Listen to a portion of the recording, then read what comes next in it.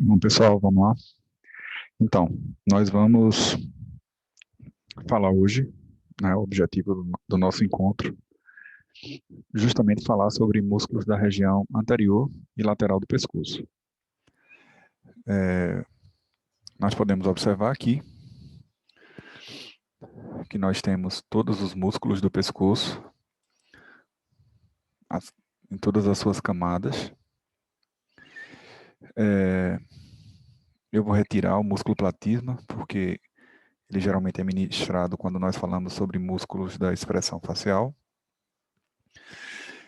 E mais profundamente nós encontramos aqui o músculo que é o músculo satélite do pescoço, que é o músculo esternocleido occipito mastoide. Ele que vai dividir o pescoço na região, né, anterior do pescoço e a região posterior do pescoço.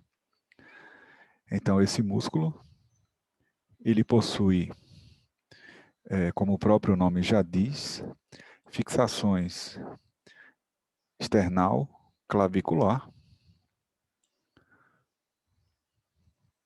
mastoide e occipital. Então, por isso que ele é chamado de músculo externo-cleido occipito mastoide. Esse músculo possui, como nós podemos observar aqui,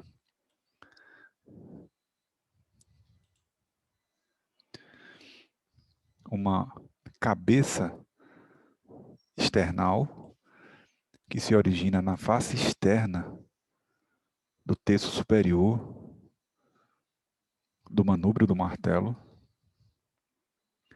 através de um tendão cilíndrico que possui uma direção ascendente, cranial e posteriormente, até se fundir com as fibras da outra cabeça de origem desse músculo, que é a cabeça clavicular. Observamos que entre a cabeça external e a cabeça clavicular, nós temos aqui uma região triangular, chamada de fossa supraclavicular.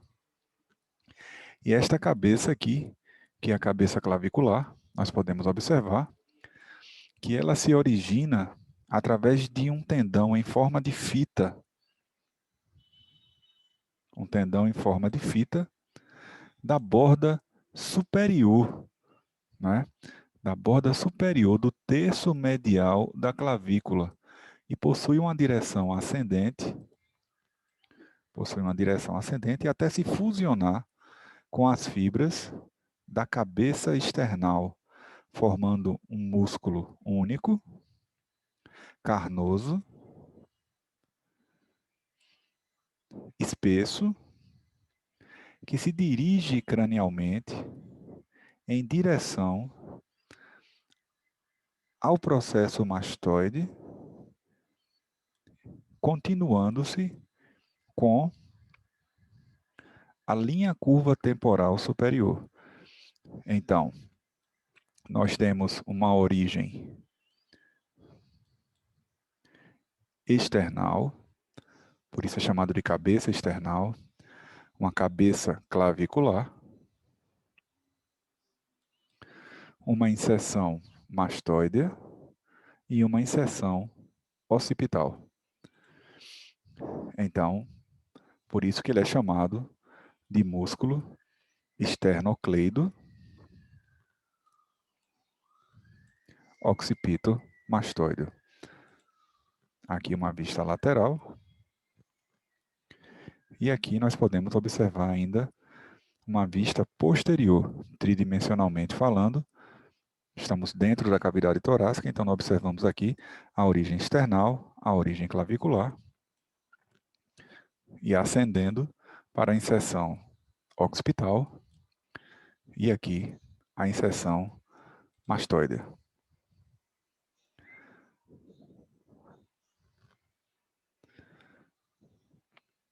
Podemos ainda, aproveitando essa imagem, mostrar o esternocleido como entidade única e podemos observar que ele é o músculo satélite do pescoço. Profundamente a ele, nós temos o feixe vasculo nervoso do pescoço, que é composto pela artéria carótida primitiva, carótida externa e interna, e a veia jugular interna. E a veia jugular interna.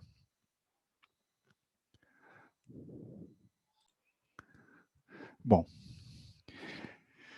com relação à ação desse músculo, não é?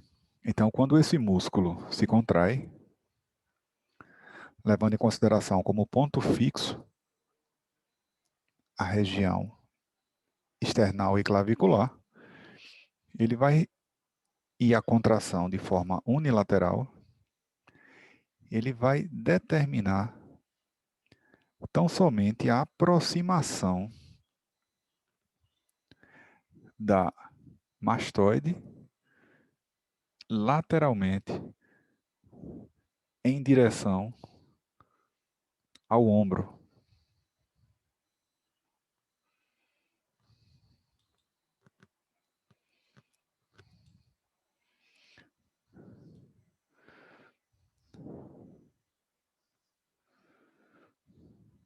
Como podemos observar.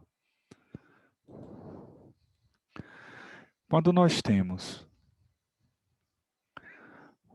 uma contração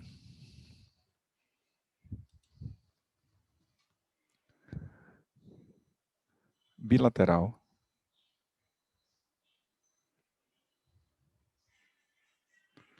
juntamente com a musculatura cervical, ele realiza a flexão anterior da coluna cervical.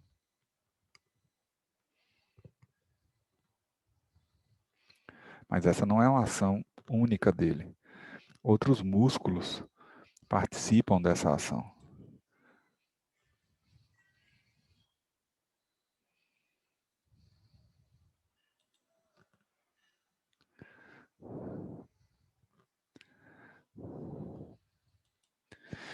E em conjunto com outros músculos cervicais profundos,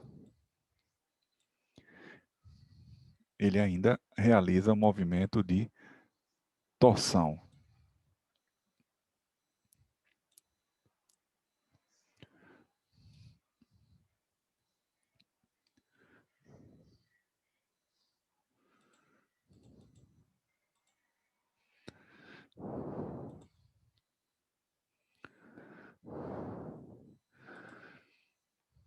Isso tanto faz nós observarmos tanto a cabeça external quanto a cabeça clavicular.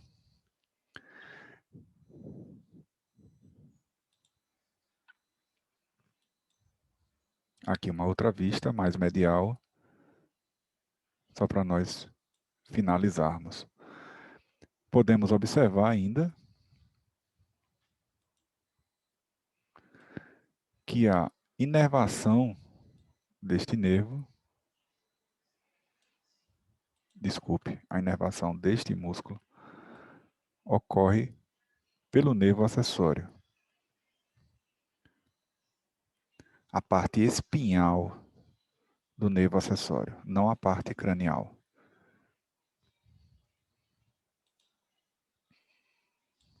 Aqui visualizada. Aqui o nervo espinhal, saindo do crânio pelo forame jugular e chegando até a face medial do músculo.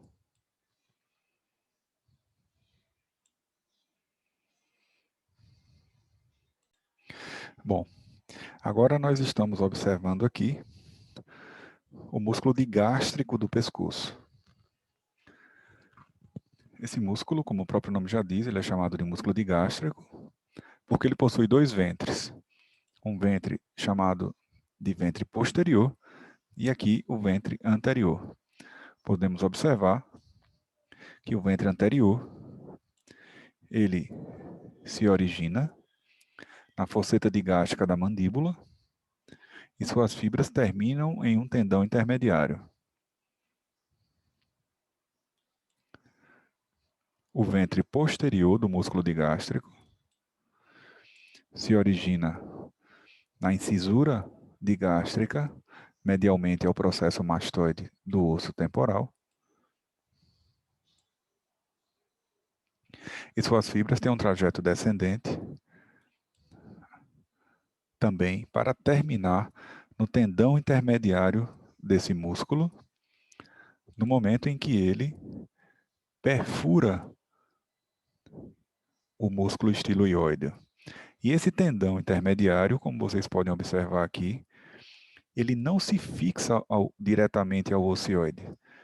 Nós temos uma alça aponeurótica, que muitas vezes é preenchida por uma bainha sinovial, que fixa este tendão indiretamente ao corpo do ocioide, fazendo com que esse tendão possa se deslizar aqui nessa região. Ele desliza nessa bainha sinovial. Então, observem aqui que esse tendão intermediário, ele perfura as fibras do músculo estiloióideo. O ventre posterior desse músculo, assim como o músculo estiloióideo, ele é inervado pelo nervo facial, enquanto que o ventre anterior é inervado por um ramo do nervo miloióideo do trigêmeo, do quinto par de nervos cranianos. Podemos observar ainda um pouco sobre a motricidade, aqui especificamente do ventre anterior, do digástrico.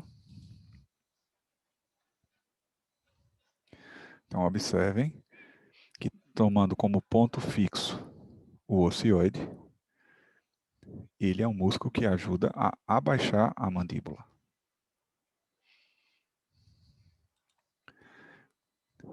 Enquanto que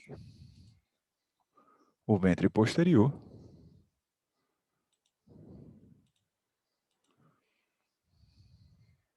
tomando como ponto fixo a base do crânio, ele traciona o ocioide para cima e para trás.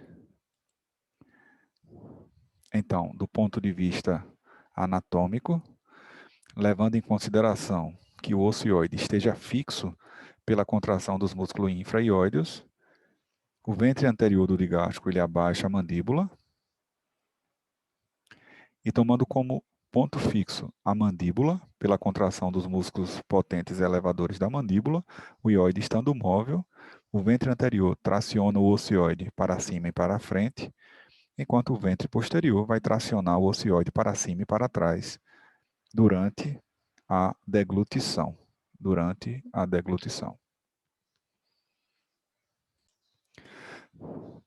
Bom, pessoal, já falamos sobre o digástrico, agora vamos falar sobre o músculo estiloióideo, certo? Vamos falar sobre o músculo estiloióideo. O músculo estiloióideo, como o próprio nome já diz, ele possui sua origem na região da base e borda posterior do processo estiloide. Suas fibras têm um trajeto descendente até ser perfurada pelo tendão intermediário do músculo digástrico e se fixar na zona de transição entre corpo e corno maior do ocioide, aqui como nós podemos observar. Veja que as fibras do músculo estiloióideo são perfuradas pelo tendão intermediário do músculo digástrico. Então, esse digamos assim, é um segundo meio de fixação indireta do músculo digástrico. Né? Indireta, além da bainha sinovial, nós temos aqui um outro meio de fixação indireta, que é o próprio músculo estiloióideo, que se fixa ao ocioide e, antes de se fixar, é perfurado pelo tendão intermediário do músculo digástrico. Esse músculo também é inervado pelo nervo facial, tal qual o ventre posterior do músculo digástrico. E, quando esse músculo se contrai, também ele vai tracionar o ióide para cima e para trás. Vai tracionar também o ióide para cima e para trás.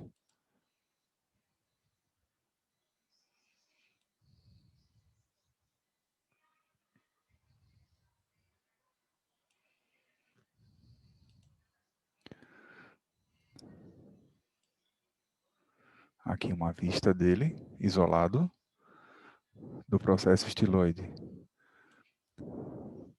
até o ocioide, através de duas inserções que são perfuradas pelo ventre posterior do músculo de gastro com seu tendão intermediário, uma visão lateral, e aqui temos ainda uma visão posterior. Uma visão posterior, ele vindo do processo estiloide até chegar ao osso ióide. Bom, e agora nós vamos nos dirigir em direção ao soalho da boca para identificarmos o músculo miloioide. Então aqui vamos girar a cabeça.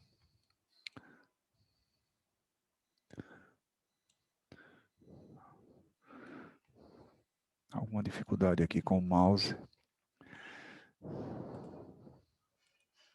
Vamos tirar aqui a face cervical superficial e o músculo platisma. Temos aqui ainda o ventre anterior do digástrico. Retirado o ventre anterior do músculo digástrico, vamos encontrar aqui o músculo que forma quase que um esfíncter perfeito do soalho da boca, que são os dois músculos miloioides. Cada músculo miloioide, ele se origina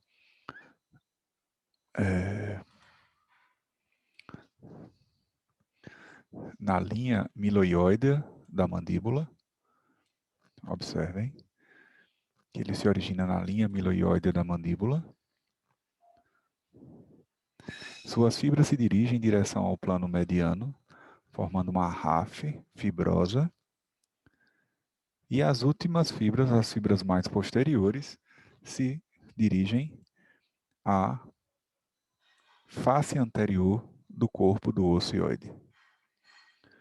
Então, esse músculo ele forma boa parte, quase como se fosse um esfíncter perfeito, separando o que é região sublingual, está acima do ocioide, do músculo miloioide, para o que é região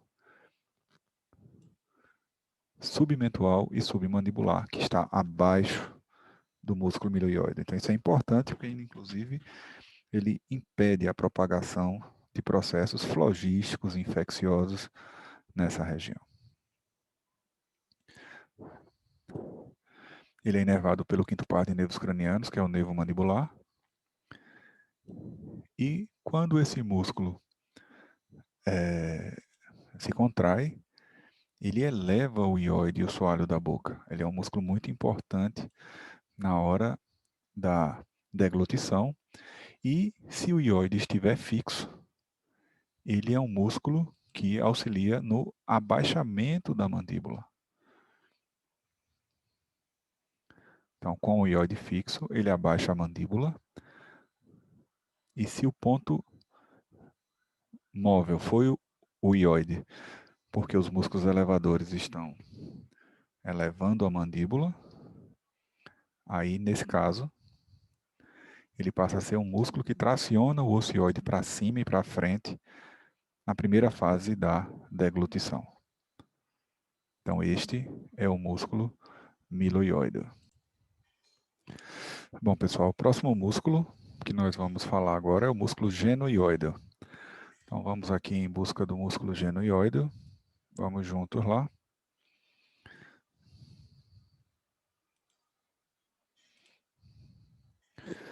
Ele é um músculo que vai do apófise gênio inferior à face anterior do corpo do ocioide. Então, vamos procurar ele aqui. Aqui nós temos ainda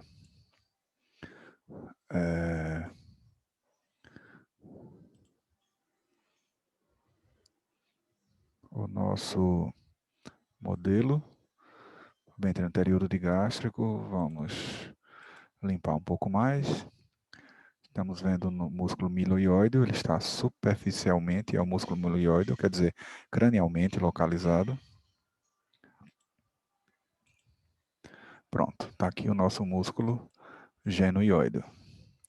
Como o próprio nome já diz, esse músculo vai... Opa, deu uma sumida aqui.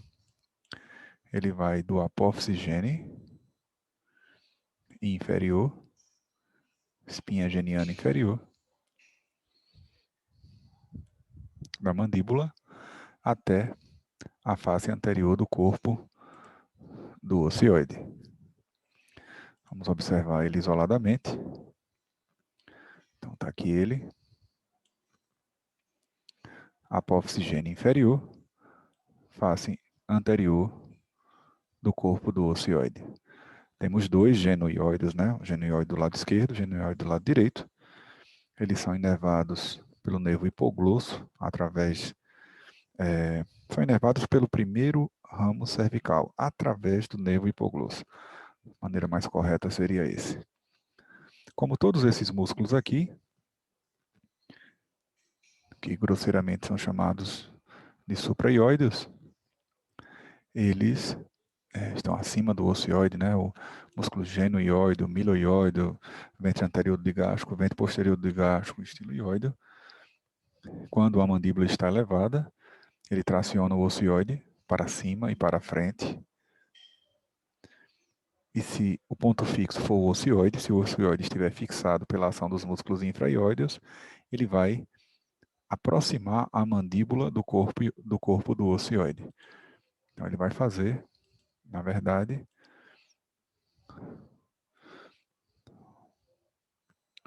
um abaixamento da mandíbula. Ele é um músculo que abaixa a mandíbula.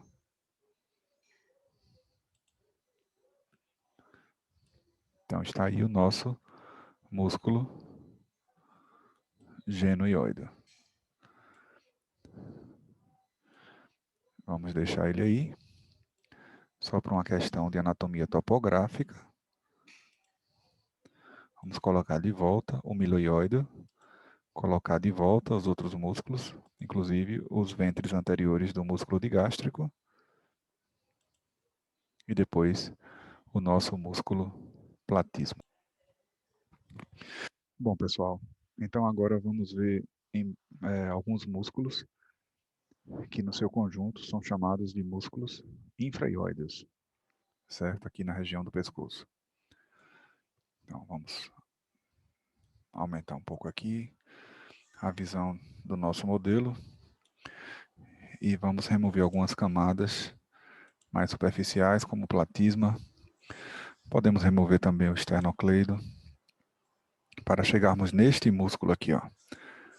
Esse músculo aqui, que vai do externo, face posterior do externo, face posterior da cápsula da articulação externo-clavicular, do ligamento externo-clavicular posterior e do terço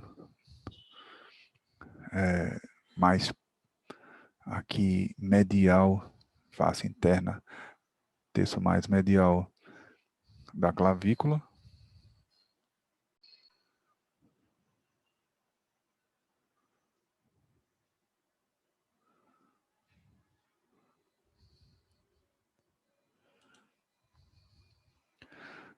Alô, alô, alô, alô, alô.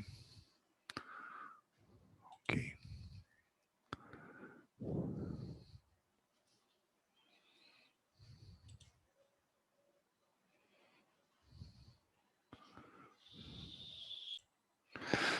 Bom, continuando aqui depois de um problema técnico, então esse músculo ascende, indo em direção à borda inferior do corpo do ocioide, externo ioide. Sai do externo e vai em direção ao ocioide. Vamos ver esse músculo de forma mais isolada. Vamos ver aqui a sua origem, como eu acabei de dizer para vocês, face posterior do corpo do externo, articulação externo-clavicular, cápsula, ligamento posterior e a face interna, né? A face mais interna da extremidade medial da clavícula, suas fibras ascendem em direção à borda inferior do corpo do ocioide. Então, por isso que o músculo é chamado de músculo externo ióideo. Esses músculos infraioideus, eles tracionam o ocioide para baixo. Tracionam o ocioide para baixo, fixando o ocioide. Vamos agora aprofundar um pouco mais para mostrar um outro músculo, que é esse músculo aqui, ó, que está profundamente, é o músculo externo ióideo, que ele vai do externo em direção à cartilagem tireoide. Por isso que ele é chamado de músculo externo tiroideo. Né? Músculo externo tiroideo. Vamos ver ele de forma isolada. Ele tem uma origem semelhante ao externo ióideo, só que mais baixa, mais caudal. Como nós podemos observar aqui, o externo ióideo terminaria aqui nessa região. O externo tiroideo, ele tem uma inserção, desculpe, uma origem mais caudal, podendo chegar até aqui um pouco. A extremidade mais medial da primeira, às vezes em algumas circunstâncias até segunda costela. Suas fibras ascendem em direção à cartilagem tireoide, em direção à cartilagem tireoide. Se nós removermos aqui mais algumas camadas, vamos ver aqui, colocar aqui alguma coisa de... Isso, pronto. Colocamos uma parte aqui da cartilagem tireoide.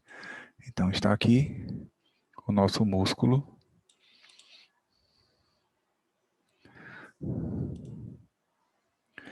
externo tiroideo. Vindo aqui do externo em direção à linha oblíqua da cartilagem tireoide. Agora vamos observar aqui esse outro músculo que é quase como uma continuação do externo tiroideo, que é o músculo tiroióideo. O músculo tiroióideo, como o próprio nome já diz, aonde termina a inserção do externo tiroideo, começa a origem do tiroióideo. Ele vai da linha oblíqua externa da cartilagem tireoide em direção à borda inferior do corpo e corno maior do ocioide. Como nós podemos observar aqui e aqui também.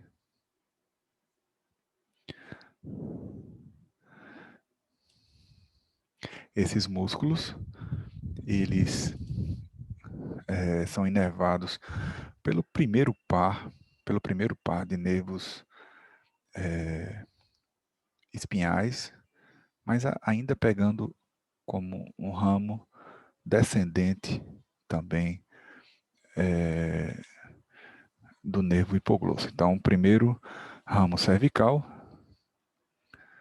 certo? Primeiro ramo cervical, através de um ramo do nervo hipoglosso.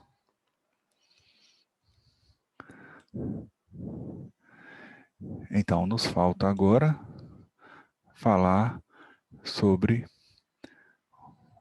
o músculo omoióide.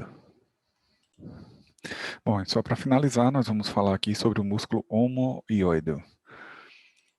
Então, como já de praxe, vamos tirar as camadas musculares e vamos mostrar aqui esse músculo que tem uma origem na escápula, possui 2 ventres, portanto ele é um músculo também digástrico.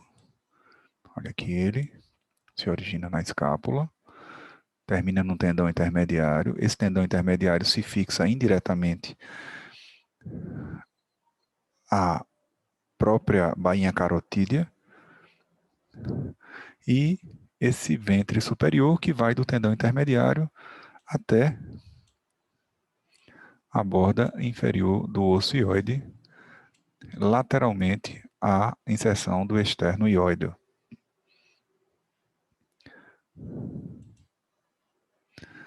Então vamos ver aqui de forma isolada.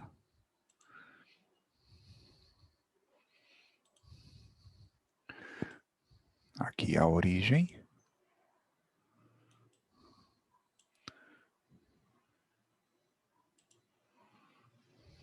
Na borda superior da escápula. Aqui um tanto quanto medialmente a incisura da escápula.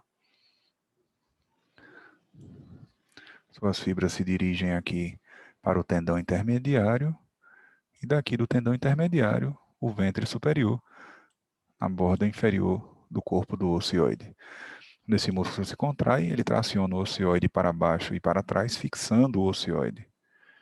Ele fixa o ocioide e também ele dilata a veia jugular interna, porque ele se insere na bainha carotídea, ele dilata a veia jugular interna. A inervação é semelhante aos outros que nós vimos, infra-ióideos até agora, através dos primeiros ramos cervicais, pegando carona com fibras do nervo hipoglosso, fibras descendentes, e aí ele chega até essa região do músculo omoióide.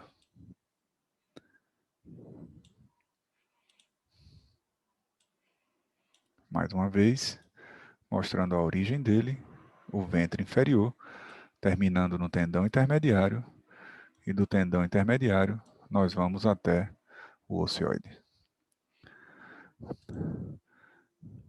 Bom, pessoal, estes são os músculos da região anterior e lateral do pescoço, envolvendo os músculos supra e infra-ióideos. Um abraço a todos. Até a próxima.